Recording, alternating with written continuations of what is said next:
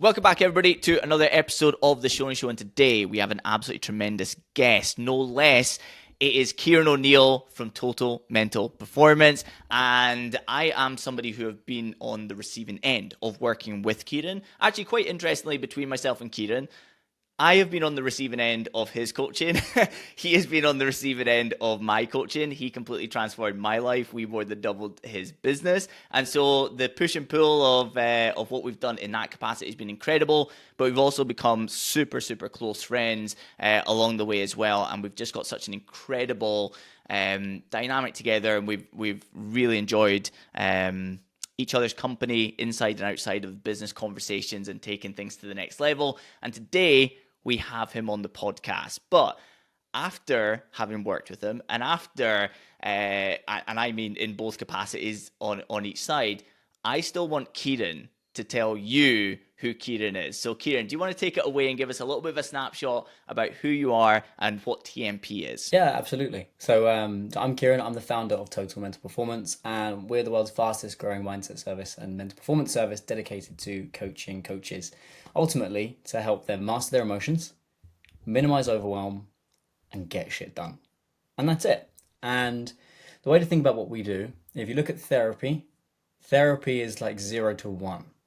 It's somebody that's really struggling and they just need to get stable again. It's the on the floor, the gym floor PT that works with general population. Just somebody wants to lose a couple of pounds and just be a little bit fitter and healthier. Whereas a TMP coach is taking you from 1 to 100. And you might already be at 25 or 50. It doesn't matter where you are on that scale. And we are the specialist, world-class strength and conditioning coach working with athletes to take them to an international league and to a completely different level. And that's really where we're at. We're all qualified in cognitive hypnotherapy, NLP, and a number of different psychological and therapy sides, but that's probably about 40% of what we do. We all have corporate backgrounds, and it's really the performance element of what we do. When you couple those two together, that creates such a special change. And we do that in our one-to-one evolution program, which Neil has been through. And it's funny because I immensely enjoyed coaching Neil.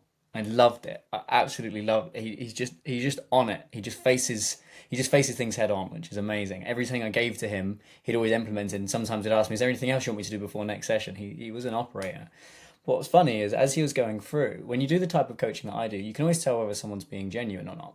And he kept talking about all the successes he was having with his clients. And he just and he was genuinely happy, and not just for the results, but just for the person. And as that kept going, I was like, okay, this guy's really good at what he does, and he's genuinely happy for his clients. And then it got to the point where I was like, right, I know we need to move up a level. So then I said, Neil, can you help me? Yes, and that's exactly what he did. He helped us double our business in 12 months, which was amazing. So yeah, that's what we do, and that's the journey, and that's how we ended up working together. Absolutely class, love it.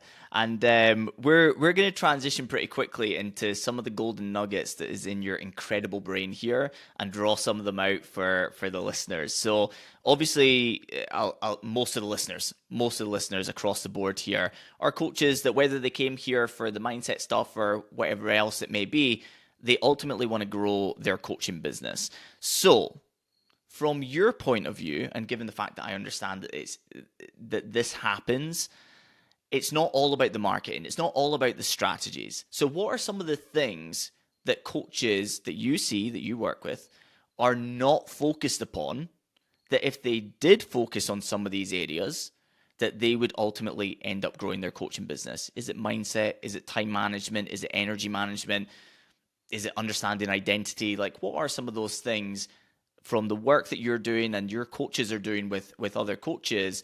What are some of those things that people or coaches could be focusing upon to ultimately grow their business outside of the marketing side of things? The first thing that pops to mind is emotion management.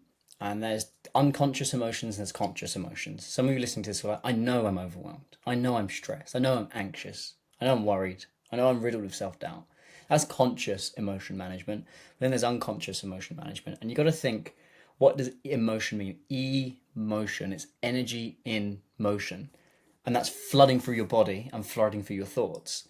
So often we think we have lots of business problems, but sometimes we just have personal problems that we're projecting onto our business. And all we can see is how broken our business is. All we can see is the failures. We can't actually see the wins that we're achieving. So the lowest hanging fruit, instead of looking always on the outside for the next strategy or for the next thing, sometimes looking inside and going, well, what's going on with me?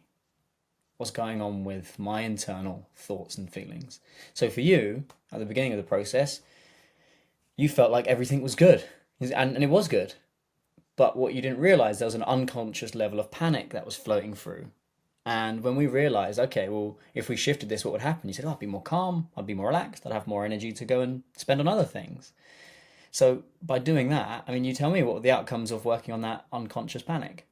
It was absolutely huge. I mean, when I didn't realize it was there. Like Keaton said, I said I felt like I was the happiest person in the world. I was very fortunate to have amazing family around me, amazing friends, an amazing partner. I didn't an amazing business full of amazing clients that I loved working with, and we were getting amazing results. And it's hard to see that as a negative. I think if I was to go out and complain publicly, they'd be like, "Oh, boo-hoo you," right? You don't understand what issues are. However, when I started working with Kieran, he realized and he pulled out of me the fact that I actually had this underlying sense of panic continuously. And it's like nothing was going wrong, but it was the assumption that something was always on the verge of going wrong. So, albeit that there was never issues in our group, there was never really any issues with clients. There was never anything that was like breaking. Nobody was, I don't know, hacking or stuff. None of that stuff happened.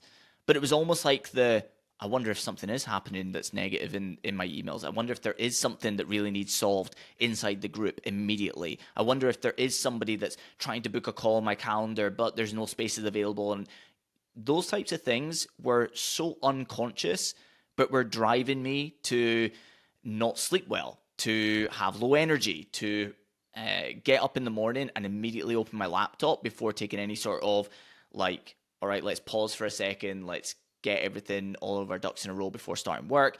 It forced me to not switch off in between working hours. It forced me to open up my laptop just before I went to bed to make sure everything was right in the world, to hopefully have a better sleep. And so to me, because my metrics for success was good relationships and a thriving coaching business, both from a business standpoint, but also for client success, those three things were all in line.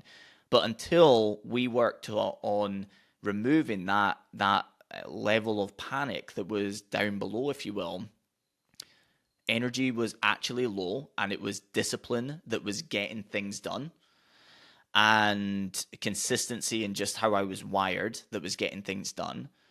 But as soon as those things were changed, I was able to unleash something that I very rarely saw or felt, which was flow state. And so being in that mode of, I'm not just ticking the box here of what needs done today, but I can't wait to immerse myself in this, which usually meant that things got done faster, but they also got done with a higher quality. And so I could actually, borderline work less hours or choose to get more done in the same amount of time, but also do it with more enjoyment. And so I slept better. I woke up better. I was excited. I couldn't wait to open up the laptop. Like, it wasn't open up the laptop to see what's wrong. It's like, open up the laptop because today we're working on this. And it's like excitement. And so the level of happiness that comes out the other side, both in business and outside of business, it really, really affects everything from from your personal life, for sure. Like, and that's what I equated to you was like, my favorite thing was that it was like a business thing that we were doing. But I was like, but it's how I feel on a 24-hour basis, even outside of the business, that I'm so grateful to you for.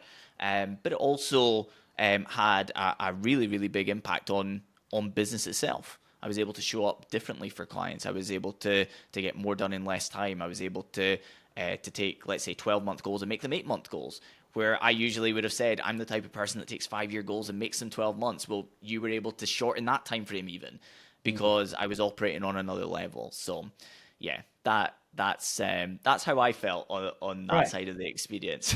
So that's a perfect example, right? So before, perhaps you were focused on how can I, and don't get me wrong, time management's incredible, and we'll come on to some of the productivity hacks you can get. But as a first, and we call this the foundation stage in our evolution program, you've got to get a handle on your emotional state, and you might not even be aware of what your emotional state is yet. So once you get a handle on that emotional state and you understand, okay, this is how I'm thinking, feeling, and performing, got it. Well, we can just free up energy instead of it being nervous energy. We can free up energy for you to actually get excited and actually go and focus on things. So the first thing on to answer your question is emotional management. It's looking inwards to go, how can I? There's an African proverb which is really cool, which is, if you can conquer the enemy within, the enemy outside can do no harm. And that's because we suffer in mind a hell of a lot more than we do in reality. So when you are able to free up these anxieties, these fears, these doubts, these stresses, this guilt, shame, panic, whatever emotions are the ones that are burning up energy, well, you can just spend that being more creative. You can spend that being more excited. And that's not to say that, you do the work and then you don't feel those things. No. But something I've been pondering a lot on recently, and I journaled on this literally last week, was um, the ability to suffer without fear is the passport to freedom. So think about the panic you were experiencing. There was a level of suffering you was experiencing, but there was also a fear of something going wrong. But what if you could just go, "Oh, shit will go wrong, and that's fine, and I'll deal with it when I need to deal with it." Well, that's the ability to suffer without fear, and that is one of the things that stops you burning up energy. That's going to take you away from performance. So, number one, emotion management. Number two, time management. So it's a well known joke in the industry where if it's 2 a.m., Kieran's probably still working. I work 2 p.m. until 10 p.m. I take a break and then I work again about 11:30 till about 1:30 a.m. to 2 a.m.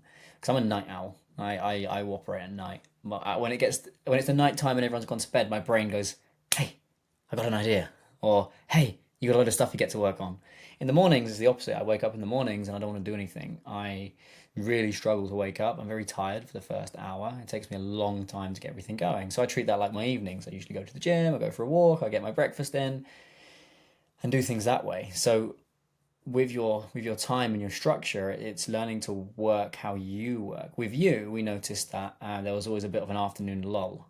We was like, okay, well, let's put him in a coffee shop every afternoon and see what happens. And now you still tag me every now and then on your story, afternoon coffees.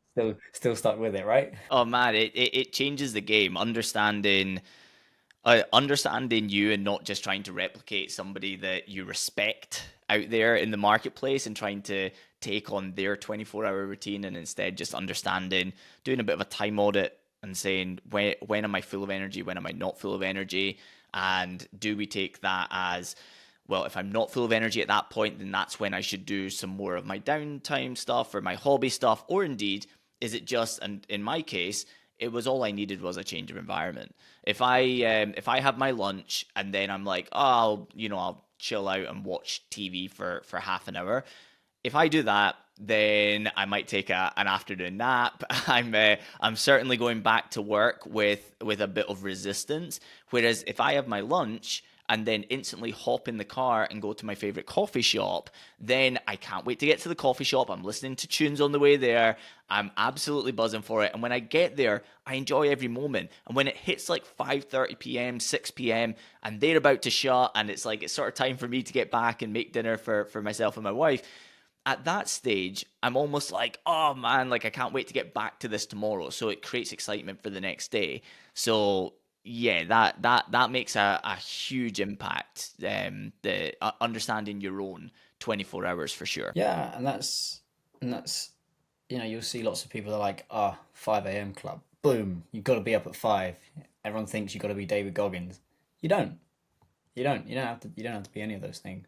You have to operate how you operate, and everybody's unique. And you might have a partner that's on a different time zone to you, insofar as morning person and night person, and that's okay. You kind of reconcile somewhere in the middle, but you've got to understand that it doesn't matter what any of those influences that you see. It doesn't matter what they're doing because it just doesn't tick. And it's the fact that you can perform, you can do it how you want to do it and still perform anyway. I mean, let's forget the political background of this guy. But if you look at Winston Churchill, he used to roll out of bed about 10:30, and then bring up a few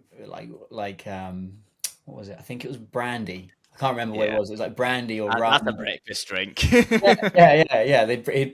He'd take his first meeting in the morning in bed with a brandy next to him, and he still managed to pull Britain Yeah. out of the war and pulled that off. So you could say, well, no, that's definitely not good for performance. But in that moment, he was using what he needed to use in order to get a result, and it worked out. So it's understanding that you'll have your own unique idiosyncrasies that work. Neil loves a drink. If I drink, it fucks me for about 7 days afterwards. I can't concentrate. There is actually a 10 to 15% of people that drink get more energized and generate more focus than those. I'm not. I'm in the opposite end of the spectrum. If I drink, I'm useless for about 7 to 10 days, and it really gets me. It really, really affects me. So it's not that Neil's right or I'm right or whatever. It's just that's just how we tick. That's just how we operate. And the more that you can operate and be you without shame, and this is how I do things, and you can love me and accept me and respect me for who I am, or not. That's okay. That's on you. That's not on me, because I will love you and respect you for who you are and how you want to turn up. Then that's okay. So that's probably the third point, which is accepting who you are, accepting where you're at, and doing that. So if you can master your emotions, if you can get a real handle on your structure, how you operate, and you can really remove shame and guilt and fear of judgment and go, well, this is who I am. I'm shamelessly me, and that's okay. Those are the top three things I would say move the needle forward the most. Superb. Absolutely love it. And you touched upon time management there. So if we're talking about understanding your 24 hours and all of those things, let's talk about the time that people do actually allocate to work. And if they want to be able to get more work done or better quality work done within their working hours, what are some of the time management hacks? And I go into this knowing that you're incredible with stuff. We have Kyran speak at almost all of our live events that we ever do. We have Kyran on stage presenting to our clients, and every single time the feedback is absolutely incredible. And he always turns up with a different angle based upon what we feel the group really needs in that moment. And there was a lot of questions coming up before one of our live events around time management. I'm sure for many listeners here, it'll be the same. And Kyran absolutely brought the fire with understanding time management and some different things with practicalities that people can do.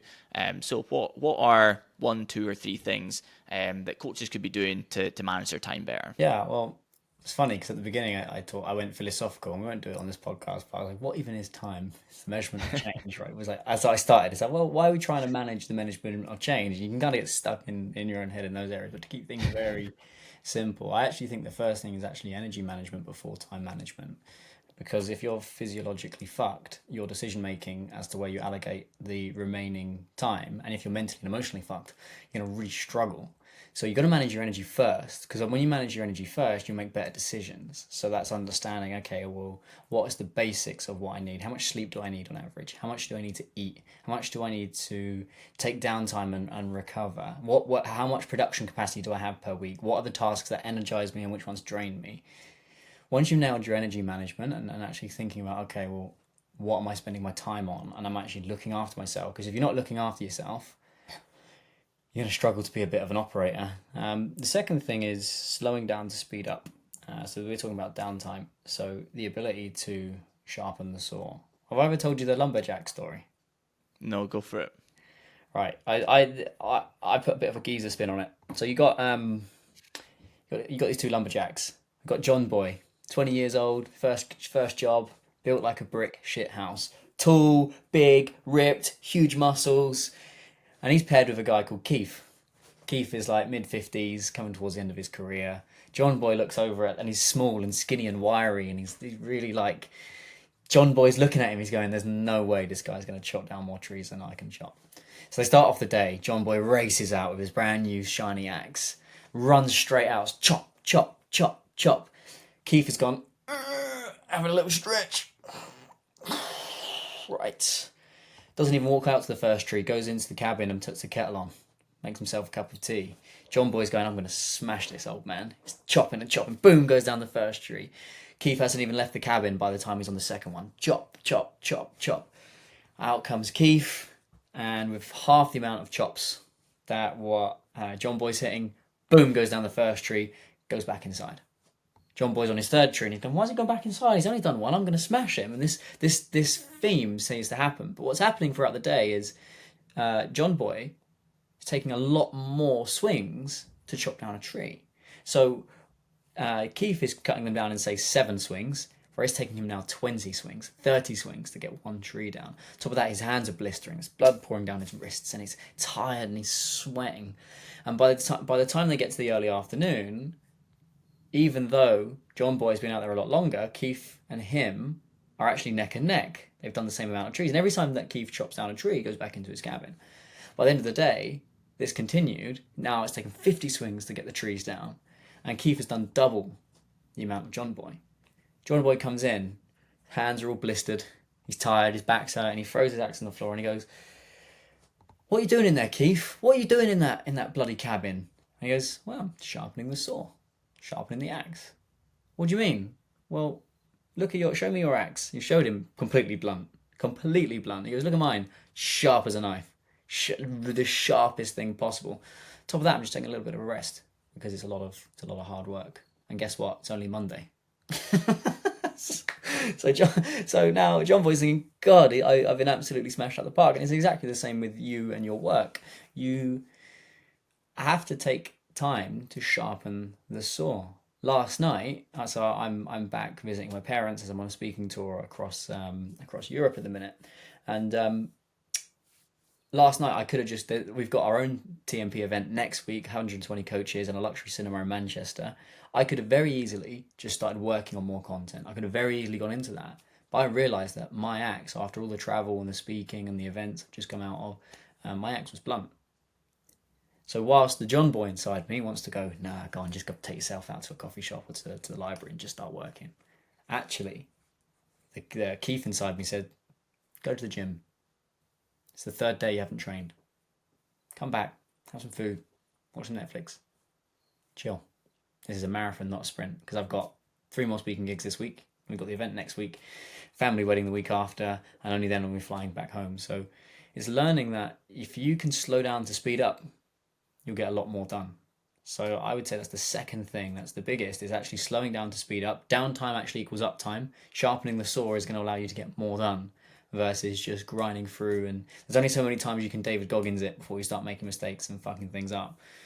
We've already spoken about optimizing for your body clock and how you think, feel, and perform at various different times of the day. And then another one I would say is just when you're making decisions, not spending too much time on it, because people burn up a lot of time trying to make decisions. And one simple framework you can have is this a reversible decision or an irreversible decision?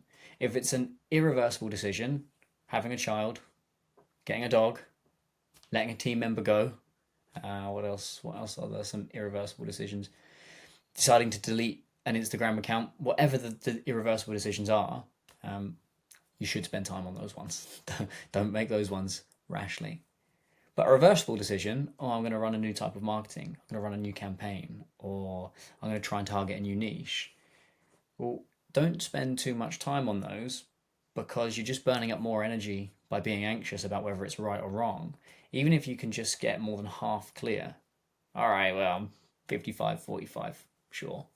And just run it, because the quicker that you run it, the quicker you'll prove or disprove that idea. But the more time you spend over-rotating trying to get perfect decisions, the harder it's going to be. And the faster you can prove or disprove something, the quicker you get the lesson, the quicker you can move forward and gather that momentum. Some of my most successful clients, Simon Johnson, perfect example. He was toying with a low-ticket program 2 years ago on top of his high-end one-to-one. He proved and disproved it via an app, via this or whatever, whether it would work for him or not, very, very, very quickly. So then a year later, everybody started trying to take out all these low-ticket apps. He's already done it, didn't work for me. I'm out, gone. He's already building something else. So by minimizing your decision-making time, and even just like the basic decisions, like you've seen me, Neil. We've had many calls. I'm only ever wearing white or black, so I don't want to have to. Yeah. Who wants to spend time and energy on a decision as to what am I going to wear today? I'm always wearing white or black t-shirt, and then black shorts, or if not black shorts, I've now rocked the boat this year. I've got like a beigey sort of tan color, a few pairs of those in there now, shaking things up. You can wear that with any white t-shirt, it's fine. So those are some things I would say will save you a hell of a lot of time. Class. Yeah, that went in a couple of different angles, and there was definitely almost little pieces of recall from what we talked about at the start as well with my journey through TMP, and being able to get more done in less time by simply enjoying the process more, by having the underlying stuff that was being an issue taken out. So for sure, there's a lot of gold there. And the interesting thing with this is that these types of conversations, if we had like 10 coaches, I hope more than 10 coaches, but if we had 10 coaches in a line listening to this with earphones in, each coach that's listening is going to be able to take different nuggets from this that were appropriate for them, that were like you were speaking to them right now. And even two coaches who hear the same strategy, depending upon where they are in their coaching business, their life, and how they're feeling, are probably going to take lessons away that are individualized to themselves as well. So it's great that you went in those different directions. I wanted to take it to something else that I think is really important. I've done snippets of like writing a book around this, and it's almost just like a enjoyment, like process, like in the coffee shop. Hey, maybe I'll do this. Or if I'm on a flight and I've battered off 5 hours of work on the flight already, I'm like, this thing keeps popping back into my mind, because something that I've always been obsessed about is happiness in entrepreneurship. And it's not just about the metrics of finances. It's not just about the metrics of how many clients you have. I think those things are important. I think that without stress or stress levels going higher, I think more is typically better than less. And obviously it's like one of the main things that we help coaches with. But one thing that I'm always really conscious of when somebody comes in is what a perfect week looks like for them. Who benefits, or the polar opposite, based upon the results that they have in their coaching business. What makes them happy? What makes them tick? And so many coaches that you work with, some are new coaches, lots of coaches that you work with are already successful. And this is basically where I want to take this conversation. When these coaches come to you, and many of them have achieved the things that they said, I will be happy when. I'll be happy when I have 30 clients. I'll be happy when I hit, inverted commas, the 10K months. I'll be happy when this thing happens and that thing happens inside my coaching business. However, they've hit that. They might have far surpassed it, but they're feeling either unhappy or unfulfilled.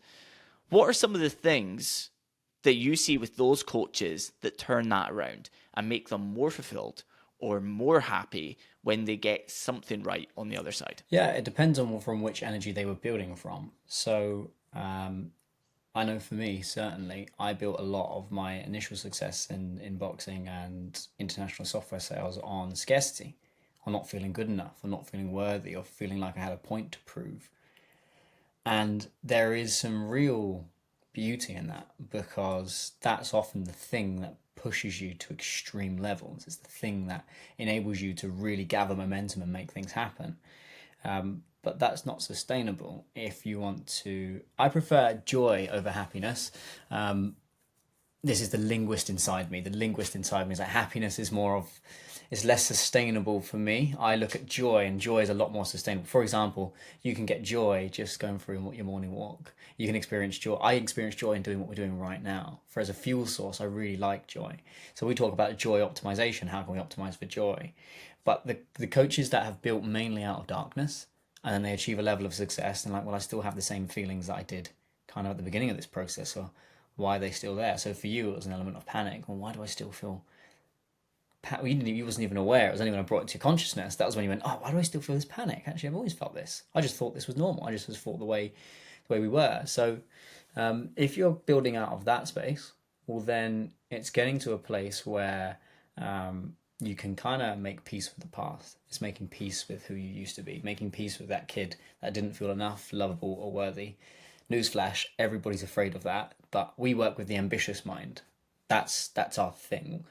And those children chose, fuck you, I'm going to prove you wrong. And then they become the overachiever, the ambitious, I'm going to go and go and go and go and go. And that's the client that we work with. So it's helping them reconcile that and helping them realize they're enough without the stuff. They're enough without all the external things. Now, if you're building out of a place of actually everything's great, like everything's cool, and I'm doing this out of abundance and love and growth, well, then this is where it comes into meaning and purpose. So you got to understand, well, why am I doing the things that I do?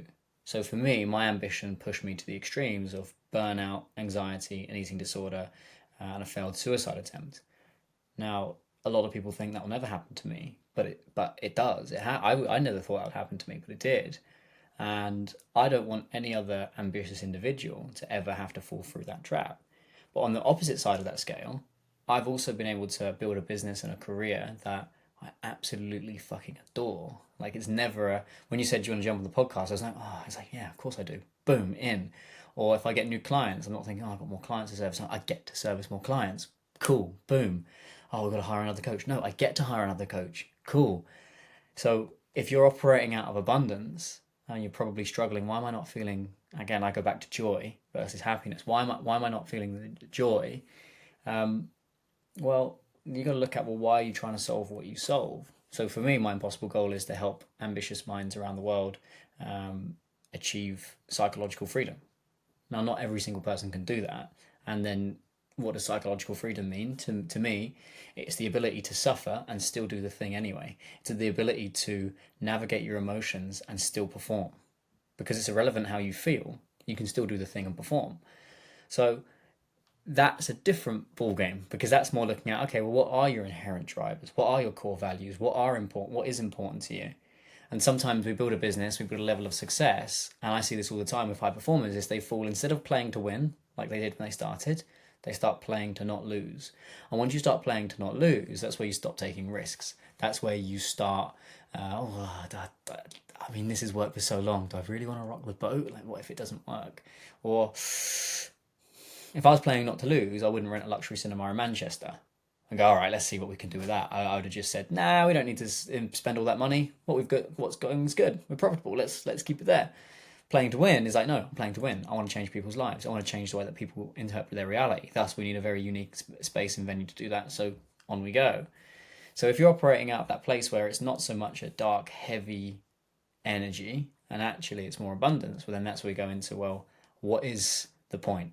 Why are you doing this? And when you do that, it completely, you just look at reality differently. And then we start going for joy optimization. So where do you experience joy? When I'm one-to-one on calls. Brilliant. Let's get some more of those in there. When don't you experience joy? What takes you away from joy?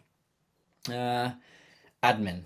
Okay, well, what admin are you doing? I'm doing all of this. Well, that definitely should be outsourced. You're far too expensive to be doing that. Bring in an assistant. We take that off of their plates. And it's all right. Okay, what else? What else takes away from your joy? Because joy, you can get joy just washing your hands. I fell for it. I can't believe I did this. I spent £25 on a hand soap, Aesop.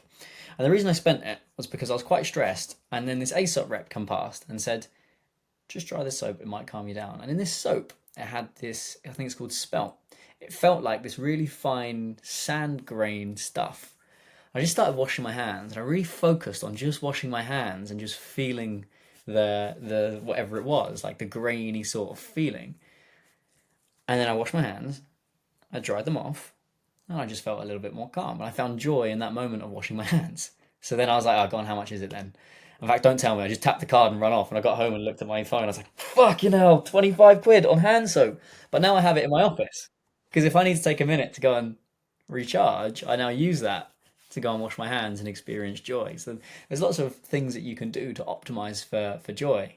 And the more you can spend time in joy as an entrepreneur, and this is where you become creative, this is where you let your inner child in. Now, you don't want your inner child running your business and making decisions on your business. You will make mistakes, particularly if you've got a stroppy inner child, but you should let it in to come and play, to come and be creative, to come and see how it can solve problems. And if you can do that and you have that balance, you're going to have a much better time. So I appreciate that was quite a lot in there and it's a bit of a speech, but that's the two things that I see. That's excellent. And see what came to mind there as well. It was actually one of the biggest takeaways. Like, I love that point that you made about a lot of people are playing to win, and then they transitioned in playing not to lose. And it was only 2 days ago. It was the first game of the season again, and we're 2-0 up after 10 minutes, and then instantly the team starts to play not to lose, and we end up drawing 2-2 in the first game of the season because we started to play defensive when we're an attacking team, and that's what actually makes us good at defending, is the fact we don't have to, because the other team usually panics. So yeah, it plays out in many aspects of life. I'm going to transition into something that I love, that's one of yours, and I just want you to tell me and tell everybody about king time and queen time. Yeah, I love it. I love it. So for me, that is taking time out of your week to just honor yourself, to nourish yourself, to go and sharpen the saw. So for me, I have it on Wednesday afternoons, and 2 p.m. to 6 p.m. I just hang out. So I live in Dubai, which is always sunny. So year round, even if it's like 42 degrees, I can still go sit in the pool, and I'm not going to die. But I like going to the pool. I like going to the beach. I like even just going for drives in the desert and just getting out in the middle of nowhere, and taking that time and space. And in that, I'm either just journaling. Oh, also another thing I do is I do boxing. I do pads in the morning. So I hit some pads in the morning, have some lunch at the boxing club, and then head to a beach, head to a pool, do some journaling, just chill. Usually do it solo. Every now and then I'll have only one or two mates. I don't. Again, it's king time, right? Sometimes kings like to spend king time with each other, and that's cool. Um, so for me, that's a little recharge that I do in the middle of the week. Now, if you can't do it in the middle of the week, and Neil, you're just about to become a parent, right? So you're going to have a lot of structure is going to change for you. A lot of your time and energy management is going to change for you. But even if you can find, even if it's just 2 hours, 3 hours a week, where it's like, right, I'm just going to go sit in a spa somewhere. I'm going to go sit in a sauna, or I'm going to go for a walk in the park, go get a massage, go get a haircut. Those little moments that you just keep for yourself to sharpen that saw is really, really important, because the entrepreneur is usually stressed, overwhelmed, and their body is usually quite tense. And you think you can solve your problems by thinking more about your problems, but actually think about your best ideas are the when you solve solutions. Usually it's not sat behind the desk grinding. You're usually going for a walk, or you're in the shower, and you go, I need to do that. And it's like, cool. That's because your brain, your body's relaxing. And as it becomes more relaxed, becomes more creative, you're able to get more done. So that's what I'd say there on the king and queen time. I think it's a great thing for people to use. The interesting thing that came to mind for me when I heard you talk about it for the first time was that essentially what you're saying is like downtime and like taking time away from the day-to-day grind. But so many people look at downtime as, number one, wasted time, or just something that somebody like them who is a high achiever just shouldn't be doing, right? So it's not like part of the identity. Whereas I think by simply reframing it and renaming it the way that you did to king time or queen time, I think that actually plays into people seeing that this becomes part of the process. It becomes part of achieving the goal, and you giving yourself that time and that freedom and the ability to recharge your batteries. And some of the best ideas come to your mind when you're having king time or queen time. It actually pushes the needle forward, right? When you're in that space. Why would you not?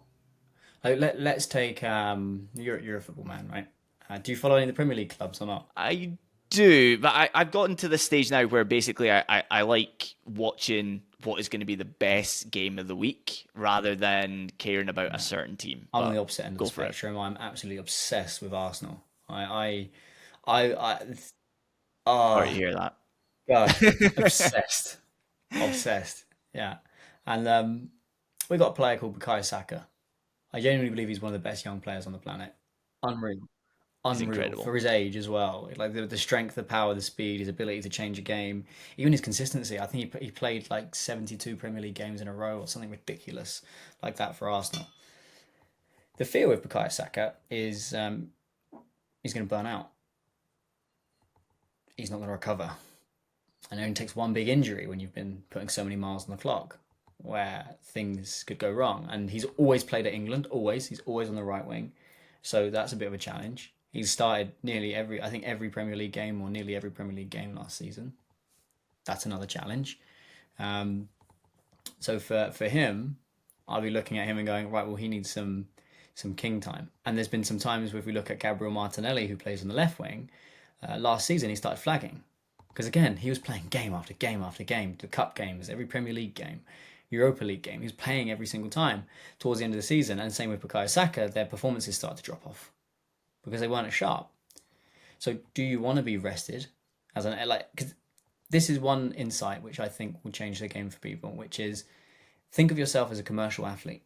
And if you look at athletes, you don't train them 4, 5, 6, 7, 8, 9 hours a day every single day. No, you give them a period of load. You train them very hard. They get tired. You let them rest. They recover, and then they go again. You progressively overload their ability to work over a period of time. Well, if you're a knowledge worker, insofar as you're not pushing a wheelbarrow around and you're actually using online, you're using your mind, well, you've got to rest the psychological muscle, because otherwise you're going to pull an emotional and psychological hamstring because you're burnt out and you're tired.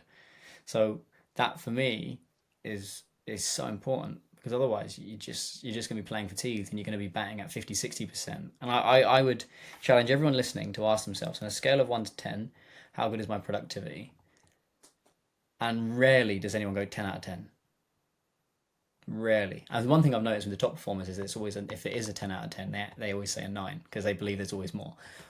But a lot of you will be at a 5, a 6, a 7, maybe even an 8. Well, if you rested more, I bet you'd knock that number up.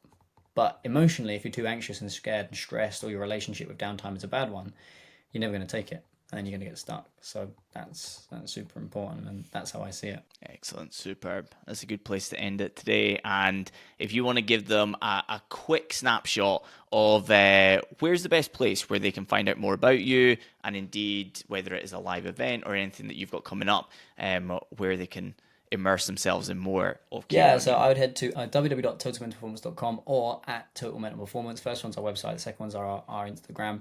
On there, you'll see loads of content about mental performance. How can you get more shit done? How can you manage your emotions? How can you minimize overwhelm? And if you're listening to this and you're thinking, I don't know what Neil did, but I want some of that, then if you click on the link in our bio, or if you just head to the website and click apply for a call, I personally still review every single application. I also still review every single client that goes through our TMP process. Our coaches give us a report, and I'm looking for every report, and I get them to talk me through each client every single week.